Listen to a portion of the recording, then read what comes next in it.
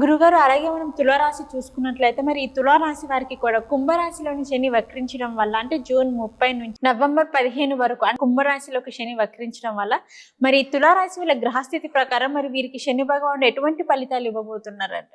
తప్పకుండా అమ్మ. ఓం శ్రీ గురుభ్యో నమః. ఇక్కడ శని వక్రగతిలో వచ్చింది అని అంటే కుంభరాశిలో సంచారం చేయటం అనేది జరుగుతుంది. అంటే తులారాశి వాళ్ళకు వచ్చేటప్పటికల్లా తులా, వృశ్చికం, ధనస్సు, మకరం, కుంభం అంటే పంచమ స్థానంలో శని యొక్క సంచారం వక్రగతిలో ఉండటం. 5 గ్రహాలకు మాత్రమే అప్పుడప్పుడు వక్రగతి అనేది వక్రస్థితి అనేది ఏర్పడుతుంటుంది. దానిలో కుజుడు, బుధుడు, గురువు, శుక్రుడు, శని. రాహుకేతులు ఎప్పుడు కూడా వక్రగతిలోనే ఉంటారు. సూర్యచంద్రులకు వక్రగతి అనేది లేదు. అంతరిక్షంలో వక్రగతి అనేది లేదు. దాని యొక్క వేగం తగ్గుతుంది. భూమి మీద నుంచి చూసే వాళ్ళకి ఆ గ్రహం వక్రగతిలో ఉన్నట్టు ఏర్పడుతుంటుంది. శని వక్రగతిలో ఏర్పడటం వల్ల తులారాశి వాళ్ళకి ఏ విధంగా ఫలితాలు ఉండబోతున్నాయి మనం చూద్దాం.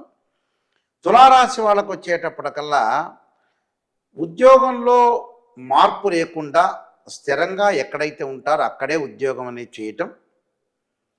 కొంచెం ఉద్యోగంలో భద్రత అనేది బాగా పెరిగే అవకాశం ఒకటి ఉంటుంది. దాంతోపాటు తల్లి యొక్క ఆరోగ్య విషయంలో వాహన ప్రమాదాలు, వాహన సౌఖ్యం లేకపోవటం, ఇళ్ళు మారే అవకాశాలు ఎక్కువగా ఉంటాయి. ఇళ్ళు మారటం ఒకటి, కుటుంబ సంబంధాలు బాగా పెరగటం, ఆర్థిక పరంగా ఆదాయం కూడా బాగా పెరుగుతుంది. భాగస్వామ్య వ్యాపారం అనేది కలిసి వచ్చే అవకాశం ఉంటుంది. వ్యాపారంలో కూడా కొంతమంది పెట్టుబడులు పెట్టేవాళ్ళు ఎక్కువ మంది తయారయ్యే అవకాశాలు ఉంటాయి. కానీ ఎవరిని నమ్మకూడదు ఇక్కడ. వీళ్ళు ఈ రాశి వాళ్ళు నమ్మాలి, నమ్మినట్టు నటించాలి, నమ్మకూడదు. అంటే ఏదైతే జూన్ 30 నుంచి నవంబర్ 15 వరకు 138 రోజుల పాటు కొద్దిగా జాగ్రత్తగా ఉండటం చాలా మంచిది. అంటే ఈ రోజుల్లో ఏదైనా సరే ఇప్పుడు జూన్ 30 నుంచి మనకు ప్రారంభమవుతుంది. అంటే జూలై, ఆగస్టు, సెప్టెంబర్, అక్టోబర్, అలానే నవంబర్, అంటే ఇన్ని రోజుల పాటు కూడా కొంత జాగ్రత్తగా ఉండి ముందుకు వెళ్ళాలి. అంటే ఏదైనా సరే ఈ 138 రోజుల పాటు ప్రతి విషయంలో కూడా ఆచితూచి అడుగు వేయాలి, చాలా జాగ్రత్తగా ఉండి ముందుకు వెళ్ళాలి.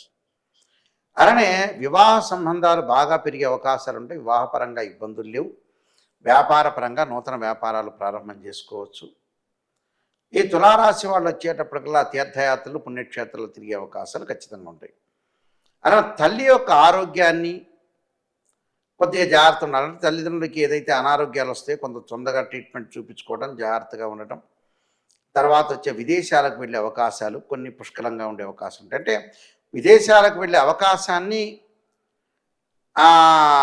పేపర్స్ కానీ అలాంటివన్నీ రెడీ చేయటం, వాళ్ళకు స్కోప్ రావటం వచ్చే అవకాశం ఉంటుంది. నిరుద్యోగులకి కొంత ఉద్యోగాల్లో అనుకున్నంత ఆశించినంత జీతం పెరిగే అవకాశాలు లేవు. ఆరోగ్య విషయంలో కొద్ది జాగ్రత్తగా ఉండాలి. శనిని ఆరాధన చేయటం అనేది చాలా మంచిది. వీళ్ళు కొన్ని పరిహారాలు చేసుకొని ముందుకెళ్తే వాళ్ళకి మంచి జరిగే అవకాశం ఉంటుంది. నూతన ఉద్యోగాల కొంత అన్వేషణ కూడా జరుగుతుంటుంది వీళ్ళకి. అలానే బంగారు ఆభరణాలు కొనుగోలు చేయటం, ఇళ్ళు కొనుగోలు చేసే అవకాశాలు ఎక్కువ ఉంటాయి. కొంత బిల్డర్స్ తోటి ఇల్లు ఎవరైతే అమ్ముతుంటారో యజమానులతో కొంత జాగ్రత్తగా ప్రవర్తించి ముందుకు వెళ్ళాలి.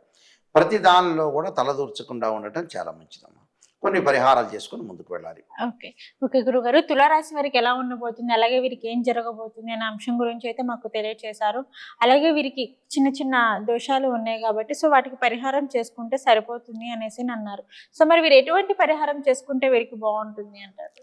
నువ్వుల నూనెతోటి శివుడికి అభిషేకం చేయటం, రుద్రాభిషేకం చేయటం ఒకటి. నల్లని ద్రాక్షారసంతో శనికి అభిషేకం చేయటం వల్ల కూడా చాలా మంచి జరిగే అవకాశం ఉంటుంది. ఆదిత్యాయ, సోమాయ, మంగళాయ చ, బుధాయ చ, గురు శుక్ర శనిభ్యచ్చ రాహవే కేతువే నమః అనే మంత్రంతో చక్కగా వాళ్ళు శనివారం పాటు నవగ్రహాల యొక్క ప్రదర్శన చేయటం వల్ల కూడా ఆ శని యొక్క దోషం అనేది తొలగిపోతుంది. కాబట్టి ఏదైతే నవగ్రహాల యొక్క ప్రదర్శన చేయండి. వీరైతే నువ్వులు బెల్లం కలిపిన ఉండల్ని దానం చేయటం మనం ఇంటి దగ్గర తయారు చేసుకొని అది చక్కగా ప్రధాన అర్చకులకు ఇవ్వటం, వాళ్ళు నైవేద్యం పెట్టడం, భక్తులందరూ కూడా పంచితే కూడా శని యొక్క దోషం పోయే అవకాశం ఖచ్చితంగా ఉంటుందమ్మా. ఓకే గురుగారు, తులారాశి వారికి ఎలా ఉండబోతుంది, అలాగే వీరికి ఎటువంటి ఫలితాలు రాబోతున్నాయి, వీరి యొక్క జాతకంలో ఏమైనా దోషం ఉన్నా కానీ సో దానికి ఎటువంటి పరిహారం చేసుకుంటే వారికి బాగుంటుంది అనే అంశం గురించి అయితే మాకు తెలియజేశారు.